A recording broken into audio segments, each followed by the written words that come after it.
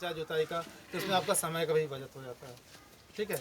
दूसरी चीज़ क्या कि जो बैटरी हमने लगाया है ये हमारे साइड माउंटेड बैटरी बॉक्स ही है। ठीक है। इस पर देखिए पहले क्या होता था कि ये हिलने लगता था, टूट जाता था, तो आप लोग चैनल से या फिर किसी चीज़ से बांधते थे चैन से। इसमें देखिए कितनी मोटी ये देखिए हमने पट्टी पे इसको एडजस्ट किया है। अगर इसमें दो आदमी बराबर खड़ा भी रहेगा ना तो कोई फर्क नहीं पड़ने वाला। देखिए कितना मोटा चद्दर है ना। आपका पतला होगा, अब वो तो हम नहीं देखेंगे। हाँ, ठीक है। और दूसरी चीज़ इधर आगे बढ़िया दीजिए। स्पैंडल पहले क्या होता था कि स्पैंडल जो है हमारा गोला होता था, तो 3 साल 4 साल में बीच में कोई छेवा नहीं दीजिए।